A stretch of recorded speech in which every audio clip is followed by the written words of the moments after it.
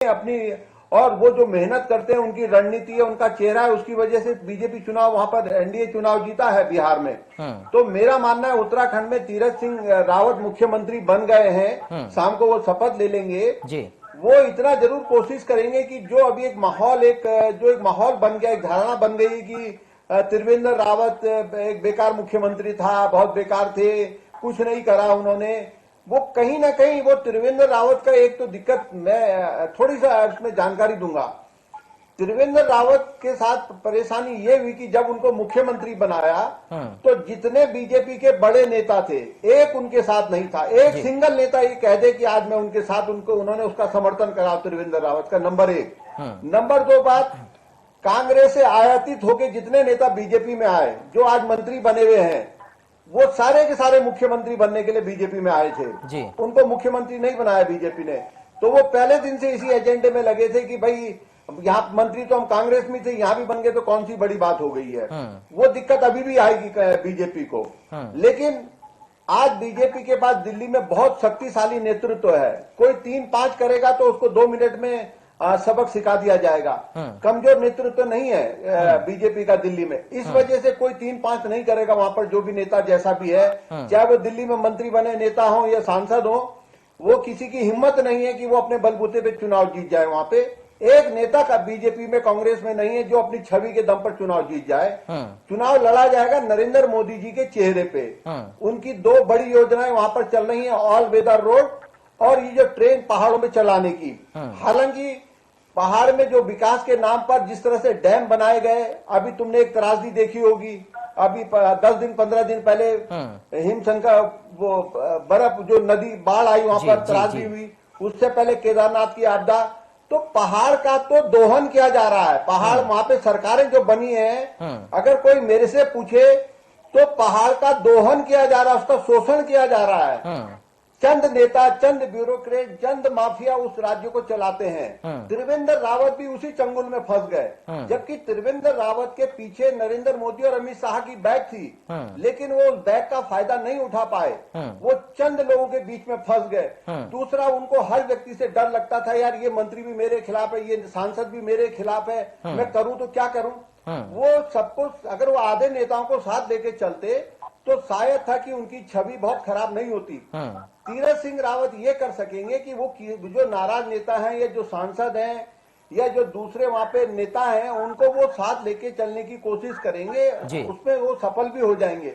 लेकिन जो चुनाव लड़ा जाएगा वो तो देखिए, बंगाल का जो चुनाव है, जो 2 मई को रिजल्ट आएगा, अगर बीजेपी बंगाल जीत जाती है तो बीजेपी को बहुत ताकत नहीं लगानी पड़ेगी यूपी और उत्तराखंड में जी। अगर बीजेपी बंगाल हार जाती है तो फिर प्रधानमंत्री नरेंद्र मोदी को ही उत्तर प्रदेश और उत्तराखंड की कमान संभालनी पड़ेगी। ठीक है, इस पर जवाब के सहारे ही बीजेपी चुनाव जीतेगी, वरना अगर राज्य स्तर के नेताओं में किसी पे दम नहीं है। जी ठीक है, इस पर इसका जवाब मैं चाहूंगा वीरेंद्र जी आप दें। सर, क्या अजीत जी की बातों से सहमत हैं आप? यही चल रहा उत्तराखंड में और इसी का शिकार हुए त्रिवेंद्र सिंह रावत, और अब केंद्रीय नेतृत्व को कमान संभालनी पड़ी, आगे भी संभालनी पड़ेगी। देखिए, हमें जो भारतीय जनता पार्टी है, हम कार्यकर्ता आधारित पार्टी है, हमें अपने कार्यकर्ताओं पर भरोसा है और अपने शीर्ष नेतृत्व के मार्गदर्शन में, दिशा निर्देशन में हम काम करते हैं। जहां तक जो नेतृत्व मिला है तीरथ सिंह रावत जी का इस राज्य को, तीरथ सिंह रावत जी इसी राज्य के कार्यकर्ता हैं और जनता में लगातार उनका जो है संवाद रहता है, भ्रमण कार्यक्रम रहता है और कार्यकर्ताओं में उनकी बहुत अच्छी जो है पहुंच भी है और कार्यकर्ता उन्हें बहुत प्यार भी करते हैं। अब रहा सवाल कि जो हमारे विधायक हैं, हमारे सांसद है, इन सबको हमको सहयोग से आगे बढ़ना है। तीरथ सिंह रावत जी का कोई विरोध नहीं है, ना पहले किसी ने उनका विरोध किया, ना आज कोई विरोध कर रहे हैं। जब वो एमएलए थे, जब वो पार्टी के प्रदेश के महामंत्री थे, प्रदेश अध्यक्ष थे, सबको उन्होंने साथ लेकर चला। कोई गुटबाजी नहीं, कोई धड़ेबाजी नहीं। इसलिए बहुत स्मूथली से हम आगे बढ़ेंगे और जो हमारे कमिटमेंट पब्लिक के साथ में है, जो त्रिवेंद्र सिंह रावत जी ने कामों को आगे बढ़ाया है, उनको हम पूरा करेंगे। राज्य हित में और फैसले होंगे और ये सरकार 2022 में पुनः तीरथ सिंह रावत जी के नेतृत्व में सरकार बनाएगी पूर्ण बहुमत के साथ में, इस विश्वास के साथ आज आपके न्यूज चैनल पर बोल रहा हूँ, हमें अपने कार्यकर्ताओं पर भरोसा है, अपनी पार्टी पर भरोसा है, अपने शीर्ष नेतृत्व पर भरोसा है। यहाँ कोई गुटबंदी नहीं है, यहाँ कोई कार्यकर्ता आपस में जो है खींचतान नहीं कर रहा है। यहाँ सब आज विधानमंडल दल की बैठक में आए। अभी आपने देखा होगा जो फुटेज सामने आए हैं। सर ये तो आप ये कह रहे हैं ना कि अब नहीं होगी, लेकिन अब तक हुई ना, अब तक हुई तभी तो ये हालात हुए, अब नहीं होगी आप ये कह रहे हैं। नहीं, मेरा ये कहना है कि हम सब साथ हैं। हाँ। हमारे सारे नेता सामूहिक नेतृत्व करके आगे बढ़ते हैं। अभी तीरथ सिंह रावत जी गवर्नर हाउस में गए, वहाँ भी प्रदेश के सांसद से लेकर सारे बड़े नेता उनके साथ में थे। जब जो है त्रिवेंद्र सिंह रावत जी गए तो उनके साथ भी प्रदेश अध्यक्ष से लेकर सारे नेता थे। अरे भाई बिष्ट जी आप ठीक कह रहे हैं, यहाँ हम सब पार्टी को साथ। ठीक है, अजीत जी कुछ कहना चाह रहे हैं वीरेंद्र जी, उसके बाद आ रहा हूँ आपके पास समझ में। अजीत जी बोलिए। बिष्ट जी ये तो एक ऐसा समय है जिसमें आपके जो दिल्ली का नेतृत्व इतना ताकतवर है ना कि आपको कैसा भी बहुत ताकतवर नेता उत्तराखंड का होगा उसको पीछे खड़ा होना ही पड़ेगा। वो न चाहकर भी उसे कहना पड़ेगा कि नहीं हमारे नेता हैं। वरना अगर जिस समय आडवाणी जी या राजनाथ सिंह दिल्ली में नेतृत्व थे, भुवनचंद खंडूरी को चुनाव हरवा दिया था आपकी पार्टी ने, कांग्रेस ने नहीं हरवाया था उनको। भुवनचंद खंडूरी को आपकी पार्टी के लोगों ने चुनाव हरवाया था और बीजेपी सत्ता में आते आते रह गई थी। हमारा और आप नहीं हुआ, जनता नहीं पार्टी ने हराया था। आप ये कड़वा सच आप नहीं सुन पाएंगे। ठीक है, ठीक है, कड़वा सच है ये। अब तो देखिए चुनाव वहां पर मोदी जी के नाम पे ही लड़ा जाएगा, मोदी जी ही चेहरा होंगे। ठीक है अजीत जी। वीरेंद्र जी मैं रोकना चाहूंगा आपको। देखिए तस्वीरें सामने आ रही हैं, दरअसल एक बार अपने दर्शकों को बता दें, तस्वीरें सामने आ रही हैं। राज्यपाल से तीरथ सिंह रावत ने मुलाकात की है, बेबी रानी मौर्य से मुलाकात की है तीरथ सिंह रावत ने। त्रिवेंद्र सिंह रावत भी इस दौरान मौजूद रहे हैं, रमेश पोखरियाल निशंक भी इस दौरान मौजूद रहे हैं और तमाम नेता भी यहां पर पहुंचे। तस्वीरें हम आपको दिखा रहे हैं। तीरथ सिंह रावत राज्यपाल बेबी रानी मौर्य से मुलाकात करने के लिए पहुंचे, त्रिवेंद्र सिंह रावत भी वहां पर शामिल रहे, इसके साथ ही रमेश पोखरियाल निशंक भी वहां पर मौजूद रहे। ये तस्वीरें आप देखिए, राज्यपाल बेबी रानी मौर्य से मुलाकात तीरथ सिंह रावत ने की है। समित जी वीरेंद्र जी ने जो तमाम सारी बातें कही हैं उनको देखकर आपको लग रहा है कि सर आने वाले चुनाव में आपके लिए अब चुनौती रहेगी, क्योंकि तीरथ सिंह रावत एक ऐसी शख्सियत है जिनका कोई विरोध उत्तराखंड में नहीं कर रहा है, केंद्रीय नेतृत्व ने उनको चुनकर भेजा है। तो क्या अब आम आदमी पार्टी के सामने बड़ी चुनौतियां पान रहे हैं? अभी तक आप अगर ये कह रहे थे कि 4 साल में सरकार ने कुछ नहीं किया, तो क्या तीरथ सिंह रावत उसको पाटने की कोशिश करेंगे? वो आपकी चुनौती होगी समित जी? हमारे लिए कोई चुनौती नहीं थी, हम ही इन लोगों के लिए यहाँ चुनौती बन के आए हैं, जिसकी वजह से त्रिवेंद्र सरकार को त्रिवेंद्र सिंह रावत को हटाना पड़ा है। अगर आप देखते हैं जैसे अंग्रेजों ने किया, जो वो किया था कि डिवाइड एंड रूल की पॉलिसी थी, ऐसी भाजपा की हमेशा एक पॉलिसी रही है डाइवर्ट एंड रूल। तो त्रिवेंद्र, अब आप ये तो सबसे पहली चीज सोचिए, देखिए टीएसआर जा रहे हैं और टीएसआर आ रहे हैं, ये कुछ नहीं है, ये एक छलावा है, शब्दों का हेरफेर है और कुछ नहीं है।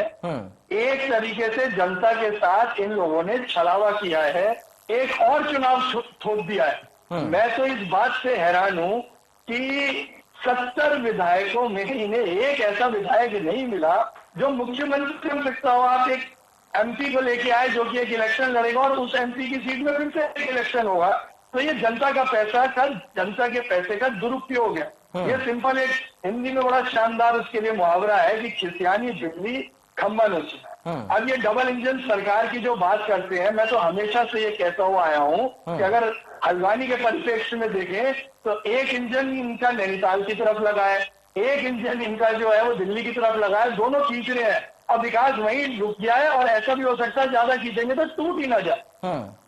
इनको हटाने का मुख्य कारण जो रहा है त्रिवेंद्र सिंह रावत को, इनका अपना अहंकार रहा है।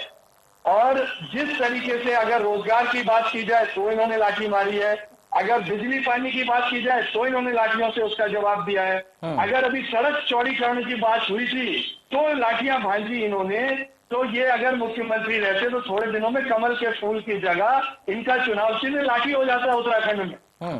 तो इससे त्रस्त होके इन्हें हटाया गया है। और मैं अभी फिर से कह रहा हूं, दोबारा बात दोहरा रहा हूं, ये दायित्व परिवर्तन है, व्यवस्था परिवर्तन की अभी तक इन्होंने कोई बात नहीं करी।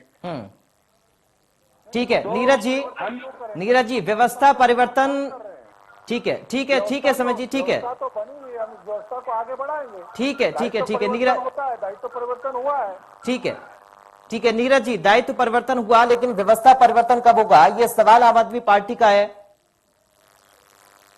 अब पराग जी बिल्कुल देखें कि ये भले इस बात को कहें कि दायित्व परिवर्तन हुआ है, हाँ। व्यवस्था गड़बड़ाई, व्यवस्था को परिवर्तन करने के लिए इन्होंने जो है नेतृत्व परिवर्तन किया है। हाँ। लेकिन सवाल ये उठता है कि ये पार्टियां जिस समय भाजपा को प्रचंड बहुमत मिला, 57 विधायकों की यहाँ सरकार बनी, उस समय भी सवाल होता था कि भाई इस बार लीडर जो है इस तरीके का बनाया जाए जो लीडरशिप जो है 5 साल तक चले, सबको साथ लेके चले और प्रदेश के डेवलपमेंट पे उसका फोकस होना चाहिए। हाँ। ये नहीं है कि बीच में ही मुख्यमंत्री बदलना शुरू हो जाए। शुरुआत में कयासबाजी शुरू हुई थी। हाँ। तो वो अगर फिर 57 विधायकों वाली सरकार, प्रचंड बहुमत की सरकार में भी अगर बीच में परिवर्तन करना पड़ जाए, मुख्यमंत्री को बदलना पड़ जाए तो सवाल है। और दूसरी बात यह है कि आप दायित्व परिवर्तन करो, आप संगठन में करो, जहां मर्जी करो, वो आपका एक इंटरनल मामला है, लेकिन किसी प्रदेश के मुखिया को बदलने का सीधा सीधा प्रतिकूल प्रभाव प्रदेश के विकास पर पड़ता है। प्रदेश का विकास जो है बाधित होता है, क्योंकि एक व्यक्ति जो है अपने हिसाब से काम करता है, अपने हिसाब से रोड मैप बनाता है, अपने हिसाब से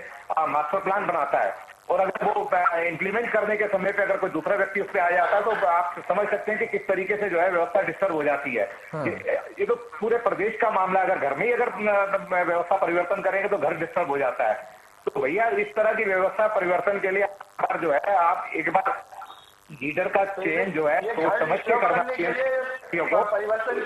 एक बार करना चाहिए ताकि बीच में इस तरह की दिक्कत ना आए, क्योंकि इससे प्रदेश बहुत पीछे जा रहा है। उत्तराखंड अकेला देश में ऐसा राज्य है जिसने 21 वर्षों में 10 मुख्यमंत्री देख लिए, कोई ऐसा और दूसरा कोई राज्य नहीं है। तो इस तरह का इतिहास मत बनाइए भैया उत्तराखंड का। उत्तराखंड को थोड़ा सा उत्तराखंड पे रहम कीजिए, एक बार सिलेक्शन कीजिए, सिलेक्शन कीजिए।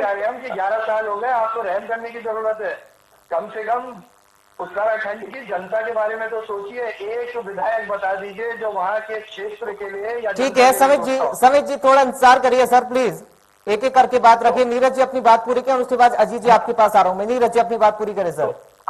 तो पराग जी ये इस प्रदेश का बड़ा दुर्भाग्य है, इस प्रदेश के लिए ठीक नहीं है। मतलब तो इतना जो जनता आप पे उम्मीदें जताती है, जो जनता आपसे भरोसा जताती है, जो जनता आपसे अपेक्षाएं जता रही है, आपको 57 विधायक चुन के दे दिए और आपने एक लीडर दे दिया, उसने कहा इस बार नहीं, इस बार त्रिवेंद्र पूरे 5 साल।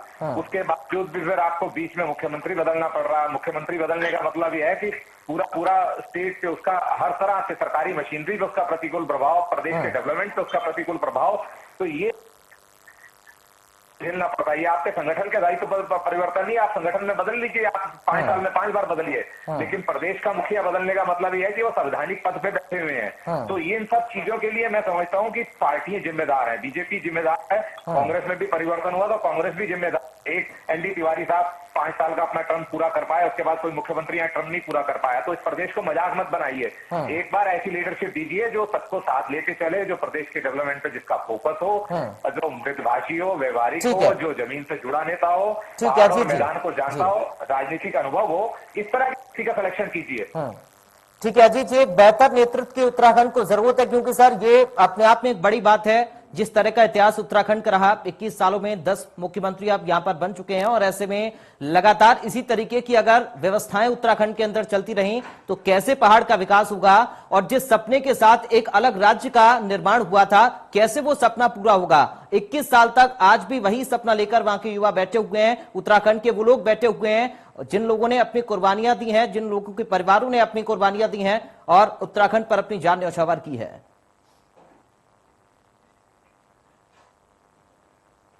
देखिए, व्यवहार कुशल होने और एक आम आदमी के बीच में पॉपुलर होने वाली बात है, तो उसमें तीरथ रावत त्रिवेंद्र से ज्यादा ठीक नेता है, और वो अपने संबंधों का कहीं ना कहीं लाभ उठाने की कोशिश भी करेंगे कि अब वो सबको साथ देके चलें और सबको खुश रखें। लेकिन सवाल यही है कि क्या उत्तराखंड को ऐसा करने से कोई लाभ मिलेगा। अब 4 साल तो निकल गए, अब ये चुनावी साल है। चुनावी साल में अब पहला तो तीरथ सिंह रावत के सामने यही सबसे बड़ा फैसला होगा कि जो नई कमिश्नरी की घोषणा करी थी त्रिवेंद्र रावत जी ने, उसको कैंसिल करना पड़ेगा। दूसरा, कोटद्वार का नाम बदलने वाला मामला, वो वहां के लोगों को कतई रास नहीं आ रहा है। वो कर्ण नगरी क्यों करा गया त्रिवेंद्र रावत द्वारा। देखिए, पहले क्या होता था, जब उत्तराखंड राज्य नहीं बना था तो ये बातें होती थी कि भाई पहाड़ का आदमी अगर वहां के लिए रूपरेखा बनाए, वहां की योजना बनाए तो पहाड़ का विकास होगा और तब जाके पहाड़ आगे बढ़ेंगे। लेकिन इसलिए उत्तराखंड जब राज्य बना तो ये उम्मीदें थी कि पहाड़ के लोग बैठेंगे, रणनीति बनाएंगे, जिनको पता होगा कि किस कहां पर क्या परेशानी है पहाड़ में, कहां सड़कें नहीं है, कहां कच्ची सड़क है, कहां स्कूल नहीं है, कहां रोजगार नहीं है। लेकिन दुर्भाग्य से ऐसा कुछ नहीं हुआ। फैसला योजनाएं उन्हीं लोगों ने बनाई जो यूपी में बैठ के बनाते थे, वही दिल्ली में देहरादून में आके बैठ गए, और उन्होंने जिन्होंने कभी पहाड़ देखा ही नहीं, जो कभी पहाड़ गए नहीं, वो अफसर और वो लोगों ने योजनाएं बनानी शुरू कर दी। तो अब आप मुझे बताइए, पौड़ी हमारी सबसे पुरानी कमिश्नरी है जी, सबसे पुरानी कमिश्नरी है, एक अफसर उस पौड़ी शहर में जाके नहीं बैठता। और दुर्भाग्य देखिए इस पहाड़ का, जितनी सरकारें बनी सबने सारे ऑफिस जो नई नई चीजें खुली, हरिद्वार में, हल्द्वानी में, देहरादून में, ऋषिकेश में खोल दी।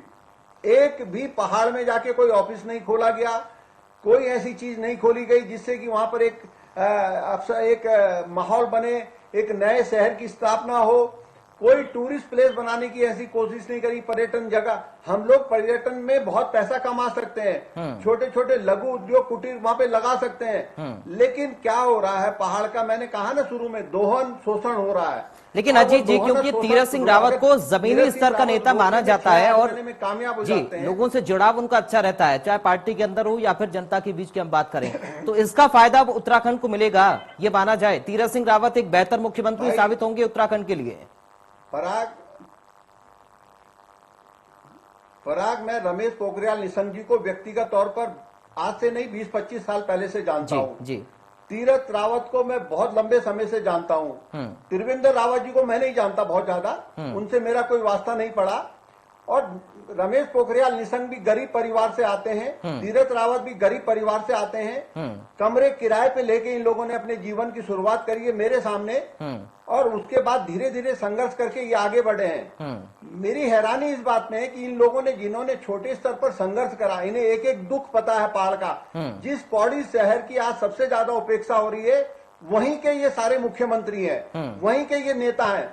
तुम्हें हैरानी होगी कि पौड़ी के आसपास की कई इलाकों की सड़कें आज तक पक्की नहीं बनी है। उत्तराखंड बने हुए 20-22 साल हो गए हैं। इन नेताओं को सब पता है कि कहां पर कौन सी सड़क कच्ची है, कहां पे क्या दिक्कत है। लेकिन दुर्भाग्य यह है कि ये लोग देहरादून में आके फिर एक ग्लैमर वाली लाइफ में चले जाते हैं। मैं तीरथ रावत को लेकर यही उम्मीद करूंगा कि वो 6-8 महीने में उस बात, क्योंकि वो लड़का जानता है, वो जानते हैं इस बात को। मैंने उनको श्रीनगर की सड़कों में देखा है, मैंने उनको बहुत गरीबी में देखा है, चाहे वो निशंक, लेकिन वो देखे इस बात को कि हमारे पहाड़ की क्या पीड़ा है, उस पीड़ा को दूर करें। वो देहरादून ही सब कुछ बना दिया, ऋषिकेश सब कुछ बन गया, ये सब वो बना दिया गया।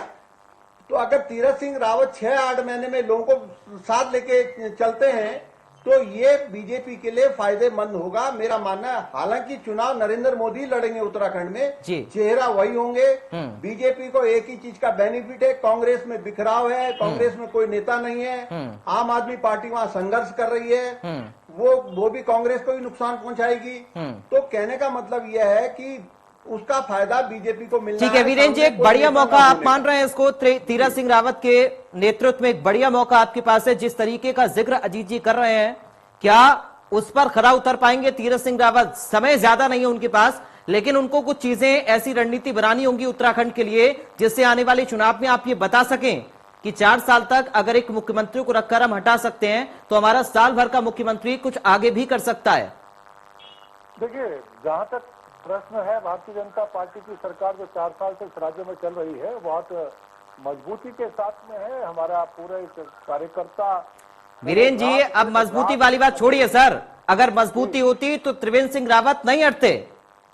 नहीं, मजबूती है ना, दायित्व परिवर्तन हुआ है। अब जिस मुख्यमंत्री को जो हमारे 13 साल, अरे सर, आपके साथ ही आम आदमी पार्टी वाले कह रहे हैं कि दायित्व परिवर्तन कर दिया, व्यवस्था परिवर्तन आप कब करेंगे? अब व्यवस्था परिवर्तन की बात करिए सर, अब व्यवस्था बदलने की जरूरत है। नहीं, हमने ये बात कही है कि हमने दायित्व परिवर्तन किया है। व्यवस्थाएं तो सामने, इसको आगे बढ़ाएंगे। जो हमारा कमिटमेंट है, जो हमारे उसमें था, मैनिफेस्टो में था, उसी पर हमने काम किया है, उसी पर तीरथ जी काम करने वाले हैं। और इस काम को हम आगे बढ़ाएंगे। जनता की अपेक्षाओं के अनुसार हम इस राज्य को संवारने का काम कर रहे हैं, तीरथ जी उसको आगे बढ़ाने का काम करेंगे। राज्य हमने दिया है, ग्रीष्मकालीन राजधानी हमने दी है, तो निश्चित रूप से राज्य को हम संवारने वीरेंद्र जी, का काम करते हैं। अगर आप यही बात करेंगे तो फिर मेरा सवाल वही रहेगा, क्या 4 साल में विकास हुआ? और अगर विकास हुआ तो क्या बाकी नेताओं को विकास पसंद नहीं आ रहा था? आप घूम फिर कर वही बात करेंगे तो मेरा सवाल भी फिर वही होगा। पसंद है, सबको विकास पसंद है। तीरथ जी के नेतृत्व में हम उस विकास को आगे बढ़ाएंगे और तीरथ जी इस विकास को आगे बढ़ाने का काम करेंगे और नई योजनाएं इस राज्य को समर्पित करेंगे। नए जो हमारे रोजगार के अवसर हैं उसको जो है वो खोलेंगे और हमारे युवाओं को, छात्रों को, इनको रोजगार के अवसर मिलेंगे। निश्चित रूप से जब नया व्यक्ति राज्य का मुख्यमंत्री बनता है और जो संगठन से पुराना अनुभव वाला है तो निश्चित रूप से अपने कार्यक्रम भी लागू करता है। लेकिन पार्टी ने जो मैनिफेस्टो में लिखा है, पार्टी जो मैनिफेस्टो पर काम कर रही है उस पर ये सरकार आगे बढ़ी है। ठीक है, निश्चित रूप से तीरथ सिंह रावत जी उस पर आगे बढ़ेंगे, ठीक है, विश्वास के साथ कह सकते हैं।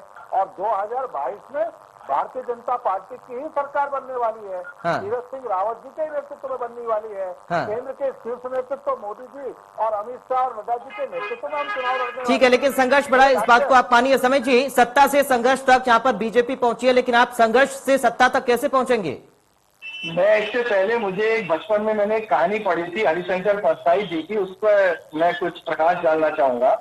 तो भेड़ और भेड़िया थी और जंगल में क्या हुआ, इलेक्शन आ गया तो जो भेड़िया था बड़ा चिंतित हो गया क्योंकि भेड़ों की पॉपुलेशन ज्यादा थी। तो लोमड़ी उसके पास आई और लोमड़ी ने बोला कि माथे पे टीका लगा लो और सर पे दूब रख लो, तो और ये करके तुम गाँव में निकलो तो लोग सोचेंगे कि तुम शाकाहारी हो गए।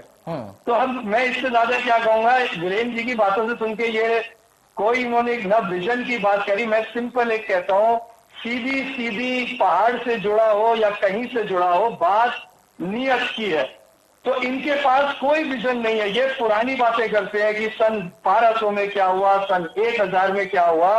और आम आदमी पार्टी का ये विजन है कि आगे की तरफ देखिए, सन 2050 में हमें क्या करना है, हमें कैसे रोजगार को आगे बढ़ाना है, कैसे शिक्षा को एक अपना अस्त्र बनाना है, किस तरीके से हम महिलाओं को अपना सुरक्षित रखेंगे, किस तरीके से स्वास्थ्य को हमें रखना है। तो अगर आप देखेंगे तो एक कार में जो बैक व्यू मिरर होता है वो हमेशा छोटा होता है, लेकिन फ्रंट व्यू मिरर जो है वो बहुत बड़ा होता है। तो हमें आगे के लिए एक विजन, कल्पना की जरूरत है जो किसी भी हालत में, चाहे वो तीरथ सिंह रावत आ जाए, चाहे वो खुद निशंक जी आ जाए, वो किसी भी हालत में। ठीक है नीरज जी, यहाँ पर आम आदमी पार्टी के 3-4 मुद्दे प्रमुख तौर पर वो लोग उठा रहे हैं मूलभूत सुविधाओं से जुड़े हुए उत्तराखंड में उत्तराखंड के चुनाव के लिए। लेकिन बीजेपी के सामने चुनौतियां बड़ी होगी, क्या इस बात को आप मान रहे हैं? लेकिन तीरथ सिंह रावत के रूप में क्या भारतीय जनता पार्टी का भविष्य आगे आने वाले चुनाव में आप किस तरह दिख रहा है नीरज जी? फराज जी देखिए, मैंने शुरुआत में ही कहा, आप जब सवाल कर रहे थे, मैंने समय कम है और चुनौतियां ज्यादा है तीरथ जी के लिए। ऐसा है कि इस राज्य का निर्माण जो है, जो इस राज्य के निर्माण की जो अवधारणा थी वो यही थी कि विकास, दूरगामी पर्वतीय क्षेत्रों में, इंटीरियर के क्षेत्रों में डेवलपमेंट ना होना, विकास ना होना, इसीलिए अविभाजित उत्तर प्रदेश से अलग होकर इस राज्य का निर्माण हुआ था। लेकिन हमने पिछले 20 वर्षों में देखा कि हम आगे जरूर बढ़े हैं, लेकिन जितना हमें आगे बढ़ना चाहिए था, इस कुर्सी की वजह से हम आगे नहीं बढ़ पाए। चाहे वो पानी की बात हो, चाहे बिजली की बात हो, चाहे सड़क की बात हो, चाहे स्वास्थ्य की बात हो या सरकारी शिक्षा की बात हो, बेरोजगारी की बात हो, पलायन की बात हो, तमाम वो मुद्दे हैं। आज भी वो मुद्दे वहीं के वहीं खड़े हुए हैं। और बल्कि ये जो परेशानियां हैं, ये दिक्कतें हैं, जो कठिनाइयां हैं, रोजगार की बात हो, ये सारी की सारी समस्याएं बढ़ी हैं पिछले कई वर्षों में। मैं ये नहीं कह रहा हूं कि यही सरकार इसके लिए जिम्मेदार है, पिछली सरकारें भी जिम्मेदार रही हैं इसके लिए और वर्तमान सरकार भी जिम्मेदार है। लेकिन वजह यही रही है कि मैंने आपको बार बार यही बात कह रहा हूं कि एक 20 साल बने हुए एक राज्य के हुए और 10 मुख्यमंत्री उसके बदल जाएंगे, तो आप समझ सकते हैं कि लोग स्टेट के डेवलपमेंट पे फोकस जाता है, मुख्यमंत्री को अपनी कुर्सी पे बचाने पे लग जाता है, संगठन उसमें लग जाता है। तो चुनौतियां उनके लिए हैं, लेकिन मैंने बताया कि वो सुलझे हुए नेता हैं, राजनीतिक अनुभव रखने वाले नेता हैं, जमीन से जुड़े हुए नेता हैं, अनुभव है उनके पास और संगठन में पैठ है उनकी, संघ में पैठ है उनकी। तो इन सब चीजों को देखते हुए मैं उम्मीद करता हूं कि पार्टी ने जो उन पर विश्वास या भरोसा जताया है कि आने वाले समय में, अगले 10 महीनों में कुछ ना कुछ वो पार्टी की या सरकार की कुछ बदली हुई छवि जो है ठीक है, सभी को बदलने की ठीक है, कोशिश करेंगे। ठीक है अजीत जी, एक बड़ा, ठीक है अजीत जी, एक बड़ा विश्वास किया है तीरथ सिंह रावत पर, एक बड़ा विश्वास पार्टी नेतृत्व ने किया। बहुत जल्दी से फाइनल कमेंट आपका। और एक सवाल मेरा सर इसमें एड ऑन ये भी है कि उत्तराखंड की जब भी हम बात करते हैं तो विकास का जिक्र होता है, और ये केंद्रीय नेतृत्व ने बीजेपी के साफ कर दिया है कि अगर विकास नहीं होगा तो बाकी मुख्यमंत्रियों के लिए भी ये साफ तौर पर संदेश है। अजीत जी। नहीं देखिए, वो तो हर राज्य का एक बड़ा मुद्दा होता है विकास, लेकिन हमारे देश में विकास के नाम पे चुनाव नहीं लड़े जाते हैं। हमारे नाम पे जब चुनाव आता है तो कई भावनात्मक मुद्दे सामने आ जाते हैं, और बीजेपी के मामले में तो खासतौर पर यह होता है कि असल मुद्दे से हटकर दूसरे मुद्दे पर बीजेपी चुनाव लड़ती है। लेकिन तीरथ सिंह रावत को लेकर मैं यही उम्मीद करता हूं कि उन्हें पहाड़, वो उस क्षेत्र से आते हैं जो क्षेत्र संघर्ष कर रहा है आज भी, जो क्षेत्र आज भी पिछड़ा हुआ है, जो क्षेत्र आज भी जूझ रहा है, वो उस शहर से, उस कस्बे से, वहां से वो आते हैं। उन्हें उस पहाड़वासी के हर दुख दर्द का आभास है। उन्होंने भी वो दुख दर्द झेला है, मैं ये नहीं, जरूर झेला है उन्होंने, जब तक वो छात्र जीवन में, राजनीति में वहां पे रहे, सत्ता में नहीं आए।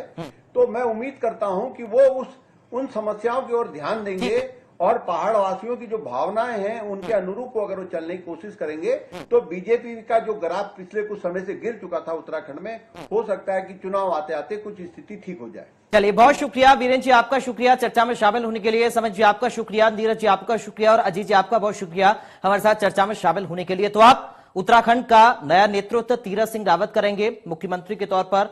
अब त्रिवेंद्र सिंह रावत नहीं है, तीरथ सिंह रावत बीजेपी का चेहरा फिलहाल आने वाले कार्यकाल तक, यानी कि आगे जो कार्यकाल बचा हुआ वहां तक रहने वाली हैं। मगर अब तीरथ सिंह रावत के ऊपर जिम्मेदारी कई सारी हैं, चुनौतियां कई सारी हैं उनके सामने, संघर्ष भी काफी ज्यादा तीरथ सिंह रावत के सामने है, क्योंकि 4 साल में जो हुआ वो जनता को बताना भी है, और 1 साल में किस तरह से ब्रांडिंग करनी है पार्टी की आने वाले चुनाव के लिए, ये एक बड़ी चुनौती तीरथ सिंह रावत के सामने रहने वाली है। लेकिन माना जा रहा है कि जिम्मेदारी को बखूबी और अच्छे तरीके से वो निभा सकते हैं, क्योंकि जमीनी स्तर के नेता हैं, उनकी पकड़ अच्छी है जमीनी स्तर पर जनता में, और साथ ही पार्टी की अगर बात करें तो केंद्रीय नेतृत्व और उत्तराखंड के नेताओं से भी उनकी अच्छी बातचीत है। फिलहाल के लिए इस बुलेटिन से मुझे दीजिए इजाजत, बाकी खबरों के लिए आप देखते रहिए इंडिया न्यूज।